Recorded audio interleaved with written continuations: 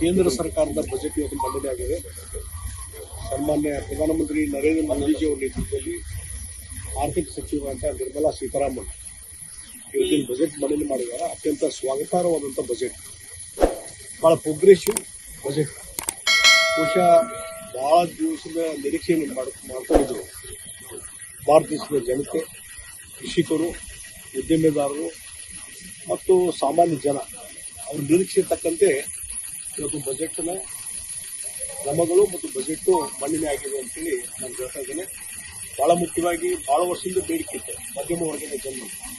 ಏನಂದರೆ ಈ income tax ಏನದ ಆದಾಯ ಮಿತಿ ಜಾಸ್ತಿ ಮಾಡಬೇಕಂತೇಳಿ.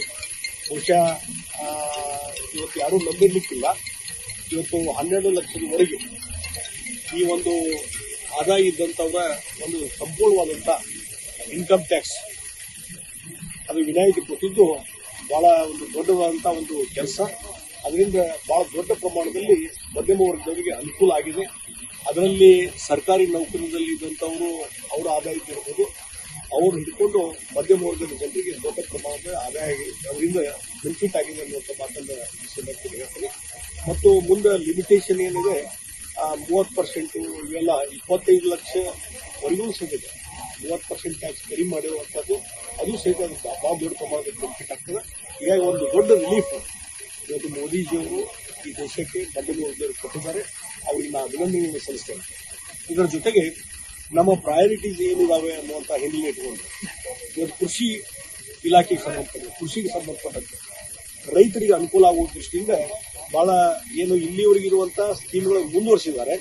ಮತ್ತು ಅದರಲ್ಲಿ ಯಾವ ತಾಲೂಕುಗಳಲ್ಲಿ, ಯಾವ ಡಿಸ್ಟಿಕ್ನಲ್ಲಿ ಇವತ್ತು ಉತ್ಪಾದನೆ ಕಡಿಮೆ ಇದೆ, ಕೃಷಿ ಉತ್ಪಾದನೆ ಅದನ್ನು ಹೆಚ್ಚಳ ಮಾಡಲಿಕ್ಕೆ ಹೆಚ್ಚಿನ ರೀತಿ ಪ್ರೋತ್ಸಾಹ ಕೊಡುವಂಥ ಕೆಲಸ ಇವತ್ತು ಇದರಿಂದ ಆಗ್ತಾ ಇದೆ. ಮತ್ತು ಹಲವಾರು ಕೃಷಿ ಯೋಜನೆಗಳನ್ನು ಮುಂದುವರಿಸುವಂಥ ಕೆಲಸ, ಅದರ ಮುಖಾಂತರ ರೈತರ ಆದಾಯ ಹೆಚ್ಚಳ ಮಾಡಲಿಕ್ಕೆ ಎಲ್ಲ ರೀತಿಯ ಉಪಕ್ರಮವನ್ನು ಕೈಗೊಂಡಿದೆ. ಮತ್ತು ಭಾಳ ಇನ್ನೊಂದು ಇಂಪಾರ್ಟೆಂಟ್ ಸೆಕ್ಟರ್ ಅಂದರೆ MSME, ಸಣ್ಣ ಕೈಗಾರಿಕೆ. ಅದರ ಕಾಂಟ್ರಿಬ್ಯೂಷನ್ GDP ಇದರಲ್ಲಿ ಅವ್ರ ಕಾಂಟ್ರಿಬ್ಯೂಷನ್ ಜಾಸ್ತಿ ಇರೋದ್ರಿಂದ ಸಣ್ಣ ಉದ್ಯಮಗಳನ್ನು ಬೆಳೆಸಲಿಕ್ಕೆ, ಹೆಚ್ಚು ಉದ್ಯೋಗಾವಕಾಶ ಮಾಡಲಿಕ್ಕೆ ಅದಕ್ಕೂ ಹಲವಾರು ಯೋಜನೆಗಳನ್ನು ತರುವ ಮುಖಾಂತರ ಅದಕ್ಕೊಂದು ದೊಡ್ಡದಾದಂಥ ಒಂದು ಕೊಡುಗೆಯನ್ನು ಕೊಟ್ಟಿದ್ದಾರೆ. ಮತ್ತು ಉದ್ಯಮೆ ಕೈಗಾರಿಕೆ ನಡೆಸುವಂಥವ್ರಿಗೆ, ಸ್ಟಾರ್ಟ್ಅಪ್ ಇದ್ದವರಿಗೆ ಅವ್ರಿಗೆ ಇನ್ನೂ ಹೆಚ್ಚು ಅನುಕೂಲತೆ ಸಬ್ಸಿಡಿ ಕೊಡುವಂಥ ಕೆಲಸವನ್ನು ಇವರು ಮಾಡಿದ್ದಾರೆ.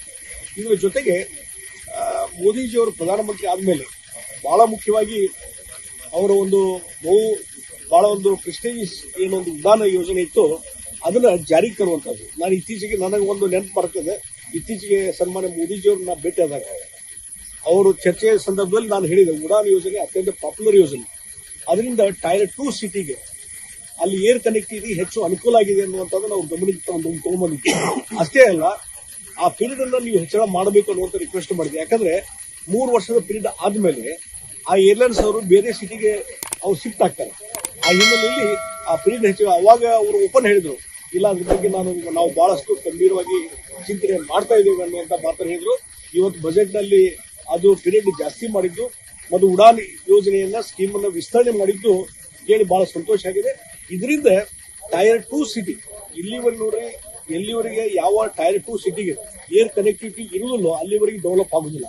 ಇವತ್ತು ಏರ್ ಕನೆಕ್ಟಿವಿಟಿ ಬಂದಿದ್ದರಿಂದ ಟೈರ್ 2 ಸಿಟಿ ಕರ್ನಾಟಕದ ಇರ್ಬೋದು, ಬೇರೆ ದೇಶದ ಬೇರೆ ಭಾಗದಲ್ಲಿ ಇರ್ಬೋದು, ಎಲ್ಲವೂ ಇಂಪ್ರೂವ್ಮೆಂಟ್ ಆಗಿದೆ. ಬಿಸ್ನೆಸ್ ಮತ್ತೊಂದು ದೃಷ್ಟಿಯಿಂದ ಅದಕ್ಕೆ ಇದು ಉಡಾನ್ ಯೋಜನೆ ವಿಸ್ತರಣೆ ಮಾಡಿದ್ದು ಬಹಳ ಖುಷಿ ತರುವಂತ ಸಂಗತಿ ಅನ್ನುವಂಥ ಮಾತನ್ನ ಈ ಸಂದರ್ಭದಲ್ಲಿ ಹೇಳ್ತೀನಿ. ಲೇಟೆಸ್ಟ್ ಹಾಗೂ ಇಂಟ್ರೆಸ್ಟಿಂಗ್ ಸುದ್ದಿಗಳಿಗಾಗಿ ಬಾಸ್ ಟಿವಿ ಕನ್ನಡ ಚಾನೆಲ್ನ ಸಬ್ಸ್ಕ್ರೈಬ್ ಮಾಡಿ. ಹಾಗೆಯೇ ಬೆಲ್ ಐಕಾನ್ ಪ್ರೆಸ್ ಮಾಡಿ. ಇದರ ಜೊತೆಗೆ ಫೇಸ್ಬುಕ್, ಇನ್ಸ್ಟಾಗ್ರಾಮ್, ಎಕ್ಸ್ ನಲ್ಲೂ ಮಿಸ್ ಮಾಡದೆ ಫಾಲೋ ಮಾಡಿ.